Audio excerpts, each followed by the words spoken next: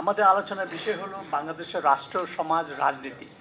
এত বড় এত বৃহৎ বিষয়, আর আলোচনাগুলো লেখাগুলো এত ভালো, এই সবগুলো বুঝতে পারা জানতে পারা সেটা নিয়ে আলোচনা করতে যাওয়া এটা আমার জন্য একটা বেশ কঠিন কাজই ছিল বলা যায়। আর এটা বলবো যে গবেষক আলী রিয়াজ, মির্জা এম হাসান, আরিল্ড এঙ্গেলসন রাডের তিনটি লেখা বাংলাদেশের রাজনীতির গতিধারা বুঝতে জানতে আমাদেরকে সাহায্য করবে। এই কথাটা আমি বেশ কিছুদিনের মধ্যে ভাবছি, আমরা যারা দৈনিক পত্রিকায় কাজ করি সাধারণভাবে তারা দিনের ঘটনা নিয়ে থাকে ব্যস্ত, এদের সাথে যুক্ত করে বড় একটা আকার ফ্রেমে নিয়ে তাত্ত্বিকভাবে জিনিসটাকে বোঝা এত জরুরি, এত প্রয়োজন, এটা নতুন করে উপলব্ধি হলো। আর এটাও এই প্রসঙ্গে বলে ফেলতে চাই যে এই আলোচনা, এই রচনা, এসব যত বেশি বাংলায় হবে তত বেশি উপকার হবে আমাদের। কারণ শেষ বিচারে বাংলাদেশের মানুষকে কাছে পৌঁছাতে হলে, এই জিনিসগুলি জানাতে হলে বাংলা খুব পরিষ্কার বুঝতে পারি যে আমরা কোথায় আছি, আমরা কোন জায়গা থেকে পৌঁছেছি বাংলাদেশে 50 বছর পর। মির্জা হাসান তার প্রবন্ধে বলেছেন, আচ্ছা, মির্জা হাসান রাজনৈতিক ব্যবস্থা মূলত তিনটি রূপ গ্রহণ করেছে বলে তিনি বলেছেন। কর্তৃত্ববাদী দলের রাষ্ট্র, যেটা এখন চলছে, উনি নিজে বললেন ডমিনেন্ট পার্টি স্টেট, সামরিক শাসন মিলিটারি রুল, প্রতিযোগিতামূলক দল ব্যবস্থা, যেটা শেষ পর্যন্ত গিয়ে সেই কর্তৃত্ববাদী শাসন ব্যবস্থার মধ্যেই পৌঁছে যায়। এবং 50 বছরের এ দেশ শাসিত হয়েছে কর্তৃত্ববাদী দলের রাষ্ট্র হিসেবে 24 বছর উনি তার নিবন্ধে লিখেছেন, প্রতিযোগিতামূলক দল ব্যবস্থা হিসেবে 17 বছর, সামরিক শাসন 9 বছর। এ নিয়ে আলোচনা তর্ক বিতর্ক হতে পারে কিছু, কিন্তু উনি তার প্রবন্ধে এসবের একটা ব্যাখ্যা দিয়েছেন, সেটা গ্রহণযোগ্য ব্যাখ্যা বলে আমার কাছে মনে হয়েছে। আর এই সবগুলি পর্বই ছিল মূলত অনুদান এবং সংকীর্ণ শাসন। কর্তৃত্ববাদী দলের রাষ্ট্র হিসেবে শাসনে রাজনৈতিক এলিটরা স্বচ্ছন্দ বোধ করে, এতে নির্বাচনী অনিশ্চয়তা, সিভিল সোসাইটির সম্ভাব্য চ্যালেঞ্জ সামাল দেওয়া সহজ হয়। কয়েক দশকে ব্যক্তিগত ব্যবসা বাণিজ্য বৃদ্ধি পেয়েছে, কিন্তু ব্যবসায়ী সম্প্রদায়ের সমন্বিত উদ্যোগ গ্রহণের ক্ষমতা কমেছে, এটা মির্জা হাসান বলছেন। ব্যবসা খাত এখন আগ্রহী রাজনৈতিক এলিটদের সঙ্গে চক্র গড়ে তুলে সুবিধা পেতে। ব্যবসায়ীরা এখন রাষ্ট্রকে প্রভাবিত করতে সময় সম্পদ বিনিয়োগ করে এবং সমন্বিত রাজনৈতিক শক্তি গড়ে তুলে তারা নীতিমালার গতিমুখ নির্ধারণ করার ক্ষমতা অর্জন করেছে।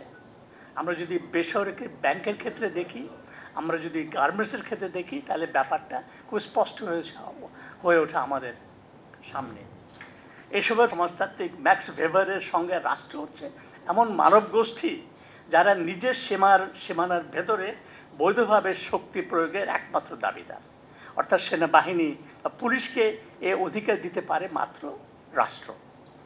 বাংলাদেশের সহিংসতা প্রয়োগ বুঝতে হলে বাংলাদেশের জন্মের সময়ের পরিস্থিতি এবং উপনিবেশ থেকে মুক্তি পাওয়ার পর ইতিহাসকে বুঝতে হবে। এটা রাড খুব ভালোভাবে ব্যাখ্যা করেছে তার প্রবন্ধে। তার মতে বাংলাদেশ রাষ্ট্রকে ভালো ব্যাখ্যা করা যায় পলিক্রেসি। তিনি একটি গ্রিক শব্দকে এখানে এনে ব্যাখ্যা করে বলেছেন, পলিক্রেসি মানে হলো বহু শাসকের সরকার। যেটা সে বলছে কম বেশি বাংলাদেশের স্বাধীনতার পর থেকে এই শাসন ব্যবস্থায় চলেছে বহু শাসকের সরকার হিসাবে। তাত্ত্বিকভাবে এখানে সবার সুযোগ থাকে, তবে কেউ এই সুযোগ থেকে বাদ পড়ে যায়। পলিক্রেসি শব্দটি আরও মানে হচ্ছে গণতন্ত্রের মধ্যে স্বৈরাচারী শাসক অথবা গণতান্ত্রিক প্রক্রিয়ার মধ্যে স্বনির্বাচিত শাসকদের শাসন ব্যবস্থা। রাগ বলছেন বর্তমান সরকারের বাইরে রয়েছে আরো অনেক শক্তিশালী প্রভাবশালী গোষ্ঠী ব্যক্তি। বাংলাদেশের সব শাসন আমলে রাষ্ট্র প্যাট্রন ক্লায়েন্ট সুবিধা দেয়, ক্ষমতাসীনরা ক্ষমতার সুবিধা দেয় তাদের অনুগত কিছু ব্যক্তি প্রতিষ্ঠানকে। আমরা তাদের সবাইকে চিনি, এরা কারা, প্রতিষ্ঠানগুলো কি, এসব এখন খুব পরিষ্কার। তারা সরকারের প্রশাসনের ভেতরে, সংসদে এবং মন্ত্রিসভায় প্রচণ্ড শক্তিশালীভাবে রয়েছে। নির্বাচনের পর আমরা দেখি বিরোধী দলের নির্বাচনের মধ্যে দিয়ে ক্ষমতায় আসার সম্ভাবনা এখন আরো অনেক দূরে সরে গেছে। জিলুর ভাই 1 মিনিট আধা সেকেন্ডের ব্যাপারে বলেন। এই তৃতীয় পর্বে রাজনীতি দলগুলোর সাফল্যের অন্যতম উপায় হিসেবে রাজপথে রাজনৈতিক ক্ষমতার উপস্থিতিকে সবচেয়ে বড় শক্তি হিসেবে বিবেচনা করা হয়ে আসছে।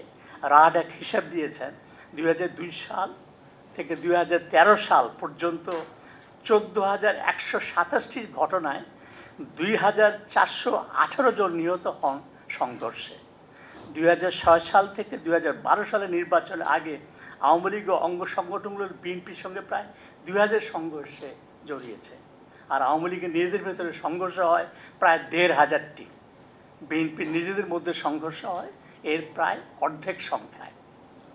2014 ও 18 সাল নির্বাচনের পরের পর্বকে আলী রিয়াজ বলেছেন হাইব্রিড রেজিম হিসেবে।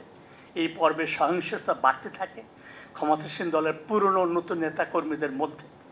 দেশে প্রায় সব জেলায় এখন আভ্যন্তরীণ সংঘাত সংঘর্ষ চলছে রাজনৈতিক দলগুলোর ভেতরে।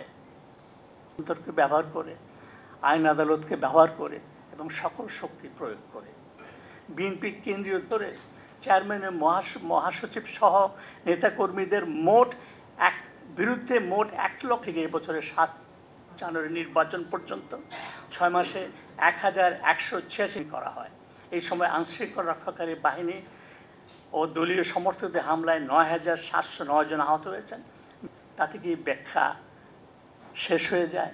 আরও কিছু আমাদের বলার আছে নাকি আরো কিছু বলার এবং গবেষণার পর কি, তারপর কি, এরপর কি হবে? রওনক আপানে সম্পাদিত আরেকটি বইয়ে আগামী বাংলাদেশের স্বপ্ন কোন পথে বা কিভাবে সেদিকে নজর দেওয়ার সময় কখন হবে, কে বা কারা পথ দেখাবে, তাহলে কে দেশের ভবিষ্যতের গণতন্ত্রের জবাব দেবে? ইতিমধ্যে 62 বছর অতিক্রান্ত হয়ে গেছে। আমরা সে দাবির কথা এখনো বলি, এখনো লিখি। নির্বাচন চাই, গণতন্ত্র চাই, ভোটের অধিকার চাই, কথা বলার অধিকার চাই, সংবাদপত্রের স্বাধীনতা চাই।